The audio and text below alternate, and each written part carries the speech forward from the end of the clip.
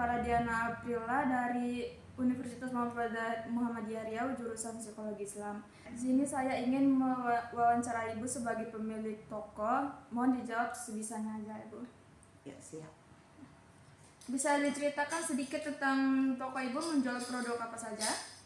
Toko Ibu itu menjual barang-barang harian, barang sembako, dan barang kelontongan. Terus sejak kapan toko Ibu ini mulai beroperasi? Toko Ibu beroperasi sejak tahun 2003. Wow. Siapa yang pertama kali ada ide buat merintis usaha Ibu? Ibu sendiri, karena waktu itu usaha Bapak atau pekerjaan Bapak mengalami kendala sehingga tidak bisa untuk mencukupi kebutuhan hidup, sehingga waktu itu ada modal sedikit, jadi Ibu Ibu usahakan untuk membuka toko harian ini. Ada apa alasan awal Ibu buat membuka toko ini tuh yang? Alasannya pertama itu tadi, karena Bapak kerjanya waktu itu ada masalah karena kena PHK, dan akhirnya Ibu punya modal sedikit dan Ibu buka toko barang harian ini. Lalu bagaimana kondisi toko ini waktu pertama kali berdiri? Namanya awal mulai merintis ya, otomatis tokonya ya masih sepi pembeli karena kita masih berusaha, tapi seiring berjalannya waktu, alhamdulillah toko ini bisa berkembang dengan baik. Lalu ada nggak sih Bu tantangan terbesar waktu pertama kali jalanin usaha ini? Ya tentu ada, karena namanya juga usaha pasti ada plus minusnya. Yang pertama, yang tantangan terbesarnya ya karena kita mulai merintis usaha, otomatis pelanggan belum ada, pembeli juga masih sedikit, tapi lama kelamaan pelanggan udah banyak yang tahu tokonya, otomatis kita punya pelanggan tersendiri. Lalu apakah ada perubahan dari segi produk, pelanggan, atau sistem penjualan? Ya, ada. Pertama kita cuma sebagai barang harian, toko kelontongan, untuk eceran. Sekarang di tahun ketiga di tahun kelima kita buka usaha toko, kita udah bisa menjadi grosir. Menurut Ibu, momen apa yang paling berpengaruh dalam perjalanan toko atau usaha Ibu? Momen yang paling berpengaruh positif atau negatifnya? Positif, ya, boleh negatif boleh. Kalau yang berpengaruh, kalau yang negatifnya karena di tahun ke-5 di tahun ke-6 kita buka usaha, di tempat kita ini ada buka Indomaret, otomatis penghasilan dari toko agak sedikit berkurang karena pelanggan beralih ke Indomaret tersebut. Kalau yang positifnya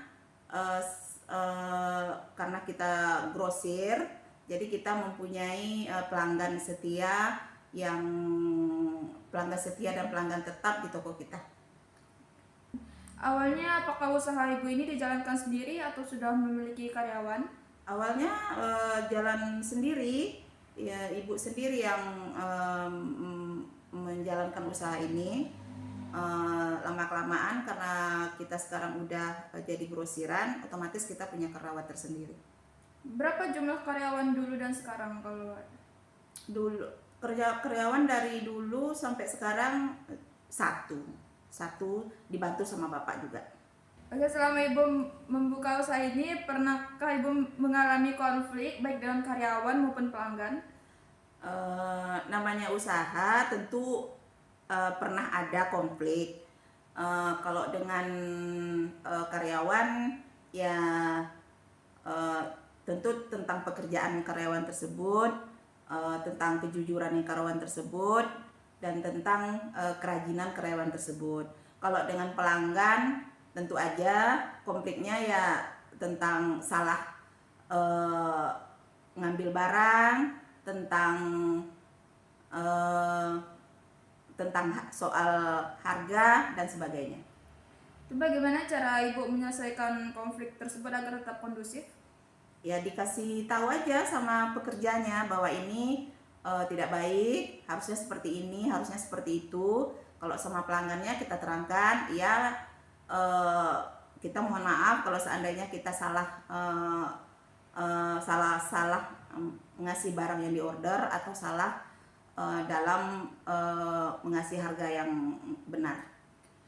Lalu awalnya apakah sistem penjualan di toko ini masih manual? Ya, masih manual, sampai sekarang juga masih manual. Lalu kapan Ibu mulai menggunakan teknologi seperti kasir digital, media sosial, atau marketplace, atau mungkin QR? Mulai menggunakan teknologi di tahun 2026 ini, karena pelanggan juga sudah banyak yang request dengan pembayaran yang lebih praktis. Akhirnya kita menggunakan QR atau kris. Lalu ini kan kita sempat mengalami COVID ya tahun 2020 tuh. Bagaimana kondisi toko waktu itu saat pandemi COVID 2019? Kalau soal toko waktu COVID nggak ada masalah ya, tapi berpengaruh sama jual beli ya, karena pembeli juga banyak yang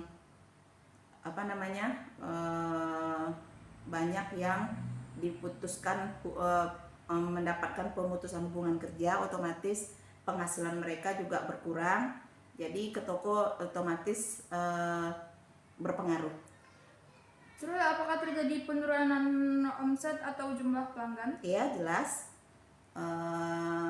tapi itu tidak berisiko tinggi. Lalu jika ada strategi apa yang dilakukan agar toko Ibu ini tetap bertahan hingga saat ini? Kita melakukan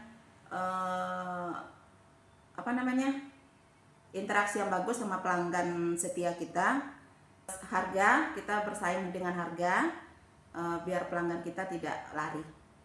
Oke. Nah, jadi untuk pertanyaan terakhir, apakah Ibu bisa memberikan sedikit tips untuk orang lain yang ingin memulai usaha seperti Ibu ini? Sebagai pemilik usaha yang dari awal ya kita niatkan untuk selalu konsisten dan selalu berdoa supaya usaha kita lancar, ikhtiar yang banyak-banyak deh biar usahanya terus lancar dan berhasil dan berkepanjangan. Oke, terima kasih kepada Ibu yang sudah mau meluangkan waktunya untuk saya. Terima kasih kembali. Dan semoga usaha Ibu ini berjalan lancar ke depannya. Amin, amin, amin. Ya Rabbal Alamin.